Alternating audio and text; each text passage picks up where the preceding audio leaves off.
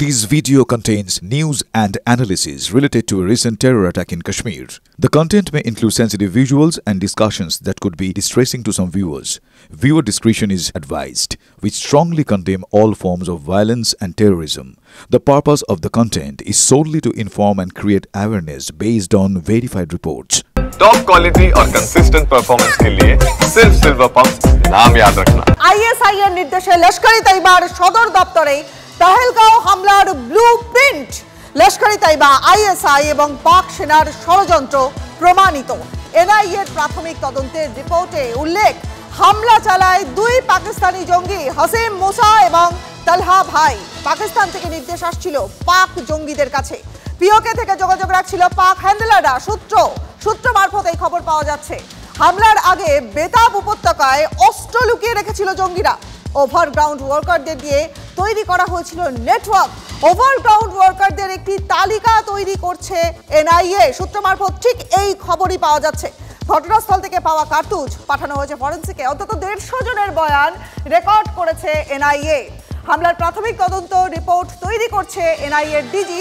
স্বরাষ্ট্র মন্ত্রকে প্রাথমিক তদন্তের রিপোর্ট জমা দেবেন এনআইএ এর ডিজি।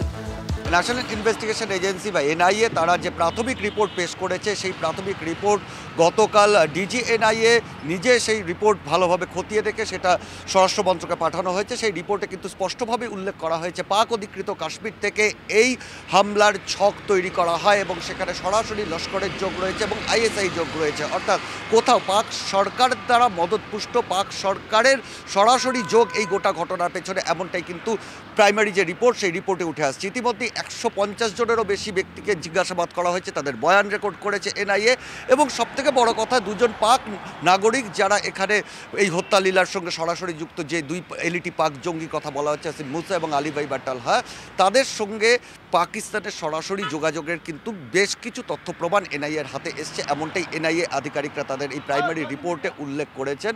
এবং সেই সঙ্গে সঙ্গে তারা যেটা জানাচ্ছেন যে এই গোটা ঘটনা পাকিস্তান থেকে যেমন পরিকল্পনা করা হয়েছে, সেই সঙ্গে সঙ্গে এখানে ওজিডাব্লিউ যে কথাটা, অর্থাৎ এই সংগঠনগুলোর যারা ওভারগ্রাউন্ড ওয়ার্কার রয়েছেন তারা এর সঙ্গে কোথাও যে গোটা ঘটনায় মানে পরোক্ষভাবে এর সঙ্গে যুক্ত, অর্থাৎ তারা বিভিন্নভাবে এখানে সহায়তা করেছেন, তাদের আশ্রয় দেওয়া থেকে বেতাব ভ্যালিতে অস্ত্র লুকিয়ে রাখা থেকে এই সমস্ত সাহায্যের ক্ষেত্রে তাদের একটা বড় ভূমিকা আছে এবং সেই বিষয়টাও কিন্তু এই প্রাথমিক রিপোর্টে উল্লেখ করা হয়েছে। এনআইএ ডিজি সাদানন্দ দাতে তিনি গতকাল বৈসরন ভ্যালির যে ঘটনাস্থল, যে বধ্যভূমি, সেটা তিনি নিজে খতিয়ে দেখেন 3 ঘন্টার ওপর। এখনও তিনি শ্রীনগরে আছেন এবং তিনি যারা এই তদন্তের সঙ্গে যুক্ত রয়েছে তাদের সঙ্গে দফায় দফায় বৈঠক করছেন এবং আর কি তথ্য প্রমাণ পাওয়া যেতে পারে সেই বিষয়গুলো স্পষ্ট করছেন। কর্নেল সৌমিত্র রায়ের সঙ্গে আমরা এই মুহূর্তে যোগাযোগ করেছি। কর্নেল রায়, আইএসআই এর নির্দেশে লস্করি তৈবার সদর দপ্তরে পেহেলগাঁও হামলার ব্লুপ্রিন্ট এনআইএ এর প্রাথমিক তদন্তের রিপোর্টে ঠিক এই উল্লেখই আসছে। মানে আপনি যে সন্দেহ প্রকাশ করছিলেন, আপনি যে কথা বলছিলেন, সে কথা এবার শিলমোহর পড়লো। আপনার রিঅ্যাকশন? হ্যাঁ, এটা আমরা যারা শ্রীনগর ভ্যালিতে বা জেএনকেতে অপারেট করেছি টেররিস্টদের বিরুদ্ধে, আমরা একটা প্যাটার্ন দেখে বুঝতে পারি যে এটা একটা প্রি প্ল্যান্ড ইভিল ডিজাইন। আর এই প্রি প্ল্যান্ড ইভিল ডিজাইনের মাস্টার মাইন্ড হচ্ছে পাকিস্তান আর্মির আইএসআই। আইএসআই হচ্ছে পার্ট অফ পাকিস্তান আর্মি। যেভাবে পাকিস্তানের মুজা, যে একজন প্যারা কমান্ডো ছিল যারা ওদের এসএসজি বলা হয়, তাকে এইটার লিডার বানানো হয়েছিল এই টেররিস্ট গ্রুপের।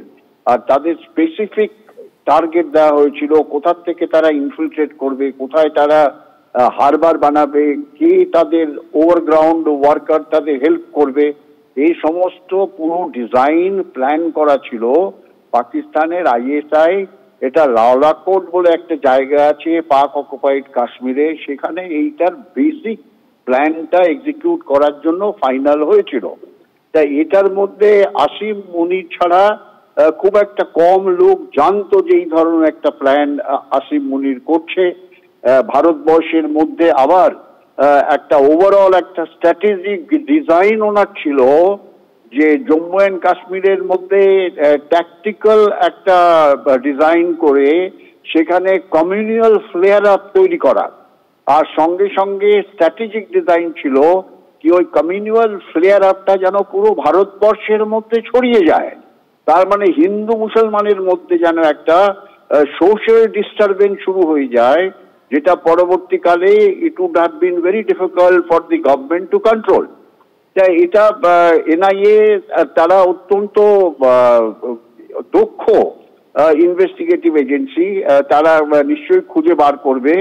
আর শুধু তাই না, প্রায় 2000 ওভারগ্রাউন্ড ওয়ার্কার আছে জম্মু অ্যান্ড কাশ্মীরের মধ্যে, যারা sympathy towards Pakistan, sympathy towards terrorist.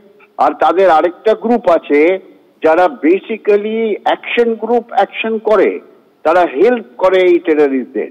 তা এটা এনআইএর অত্যন্ত গুরুত্বপূর্ণ একটা অবজারভেশন, যেটা ভারতের পক্ষে আমরা যেটা বলছি যে পাকিস্তান এর মধ্যে প্রত্যক্ষভাবে জড়িত, তার একটা প্রমাণ ভাবে উঠে আসবে। বেশ বেশ, অনেক ধন্যবাদ আপনাকে। কর্নেল সৌমিত্র রায়ের সঙ্গে কথা বললাম, আপনার গুরুত্বপূর্ণ মতামতের জন্য অনেক ধন্যবাদ। এই মুহূর্তে আরো একটা বড় খবর আসছে, জঙ্গিদের খোঁজে কাশ্মীরে এনআইএ এর চিরুনি তল্লাশি চলছে। আমাদের সহকর্মী জ্যোতির্ময় কর্মকার আমাদের সঙ্গে রয়েছেন। জ্যোতির্ময়, জঙ্গিদের খোঁজে কাশ্মীরের এনআইএ এর চিরুনি তল্লাশি সংক্রান্ত কি কি তথ্য জানতে পারছো? দেখো, পহেলগামের ঘটনার পরেই পুলিশের কাছে, গোয়েন্দা বাহিনীর কাছে একটা বিষয় স্পষ্ট হয়ে যায় যে স্থানীয় মানুষদের সাহায্য ছাড়া কখনোই এই ঘটনা ঘটানো সম্ভব নয়। তার কারণ, যেভাবে ঘটনা ঘটানোর পর নিঃশব্দে এবং কার্যত অনায়াসে তারা এই জায়গা ছেড়ে বেরিয়ে চলে গিয়েছে, এসকেপ রুট সম্পূর্ণভাবে সিকিউর রাখা হয়েছিল। আর এই যাবতীয় প্রক্রিয়া সাধারণ মানুষ, বিশেষত যারা স্থানীয় কয়েকজন রয়েছেন, তাদের সাহায্য ছাড়া কখনোই এটা সম্ভব নয়। এবং তারা কারা চিহ্নিত করাটাই হচ্ছে সব থেকে বড় লক্ষ্য। এবং সেই কারণেই পহেলগাম সহ ত্রাল এবং অন্যান্য আরো যে জায়গাগুলি দক্ষিণ কাশ্মীরে রয়েছে, সেই জায়গার প্রায় 3000 মানুষকে বিভিন্ন সময়ে থানায় তুলে নিয়ে যাওয়া হয়েছে, তাদেরকে জিজ্ঞাসাবাদ করা হয়েছে এবং প্রায় মোট 75 জন ওভারগ্রাউন্ড ওয়ার্কার, অর্থাৎ তাদেরকে ওজি ওয়ার্কার বলা হয়, যারা মূলত একেবারে সাধারণ মানুষের মধ্যে মিশে থেকে এদের যে ন্যারেটিভ, এদের যে ভাবাদর্শ জঙ্গিদের, সেই বিষয়টি প্রচার করে, তাদেরকে ইতিমধ্যেই গ্রেপ্তার করা হয়েছে। এবং যারা এবারে মূল জঙ্গি, তাদের সম্পর্কে এই জেরার মাধ্যমে এবং যাদেরকে গ্রেপ্তার করা হয়েছে তাদের মাধ্যমে যে তথ্য উঠে এসেছে, তার ভিত্তিতে এই জঙ্গিদের গ্রেপ্তার করতে একেবারে ফাইনাল স্টেজে পথে নেমেছে এনআইএ। এবং সেই কারণেই আজকে চিরুনি তল্লাশি চলছে এবং তাদেরকে জম্মু কাশ্মীরের অ্যান্টি মিলিটেন্সি বাহিনী তারা সর্বতোভাবে সাহায্য করছে। বেশ বেশ, অনেক ধন্যবাদ জ্যোতির্ময়, নজর রাখুন।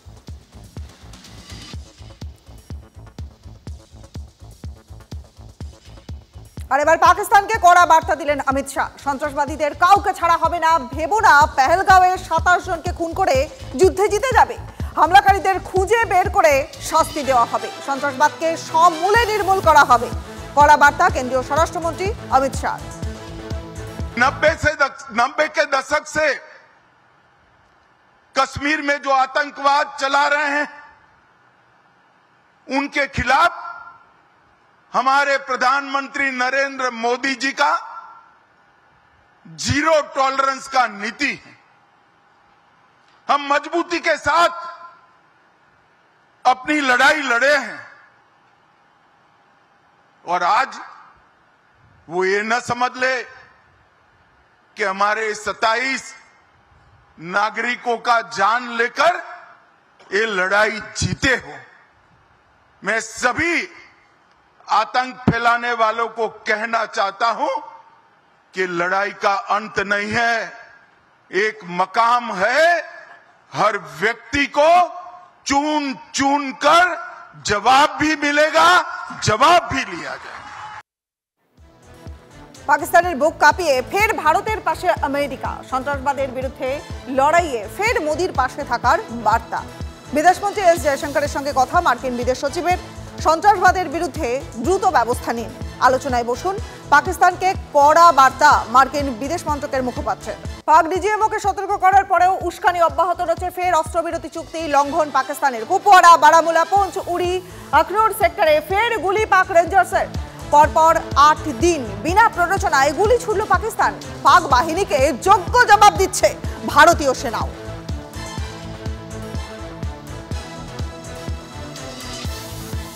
पाकिस्तान ने अपनी नापाक हरकत जारी रखी। दरअसल लगातार पाकिस्तान की तरफ से लाइन ऑफ कंट्रोल पर सीज फायर का उल्लंघन किया जा रहा है, तो वहीं भारतीय सेना भी पाकिस्तान को मुंह तोड़ जवाब दे रही है। आज 8वां दिन है। लगभग 22 बार पाकिस्तान की तरफ से इन 8 दिनों में सीज फायर का उल्लंघन किया गया है। कुपवारा, बारामूला सेक्टर, कश्मीर घाटी में, नौशेरा, पुंछ और साथ में अखनूर इलाके में पाकिस्तान ने सीज फायर का उल्लंघन किया है। भारतीय सेना ने पाकिस्तान की इस नापाक हरकत का मुंह तोड़ जवाब दिया है। वहीं आपको बता दें कि लगातार जब से पुलवामा में आतंकी हमला हुआ है, लगातार पाकिस्तान जो है लाइन ऑफ कंट्रोल पर सीज फायर का उल्लंघन कर रहा है। भारतीय सेना पाकिस्तान को मुंह तोड़ जवाब दे रही है।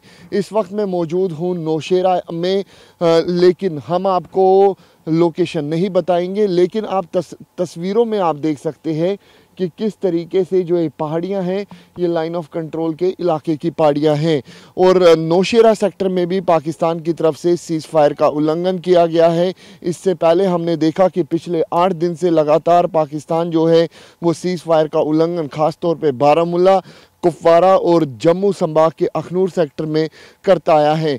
पाकिस्तान की तरफ से अंतर्राष्ट्रीय सीमा के प्रगवाल इलाके में भी सीज फायर का उल्लंघन किया गया था, लेकिन आज 8वें दिन पाकिस्तान की तरफ से बारामूला, कुपवारा, उसके साथ साथ जम्मू संभाग के पुंछ, नौशेरा और साथ में अखनूर सेक्टर में सीज फायर का उल्लंघन किया गया। मकसद पाकिस्तान का सीज फायर वायलेशन का ये रहता है ताकि आतंकियों की घुसपैठ करवाई जा सके, लेकिन भारतीय सेना लाइन ऑफ कंट्रोल पर और अंतर्राष्ट्रीय सीमा पर BSF बेहद ज़्यादा अलर्ट है। कैमरा पर्सन अनुदीप शर्मा के साथ अंकित भट्ट, TV9 भारतवर्ष के लिए।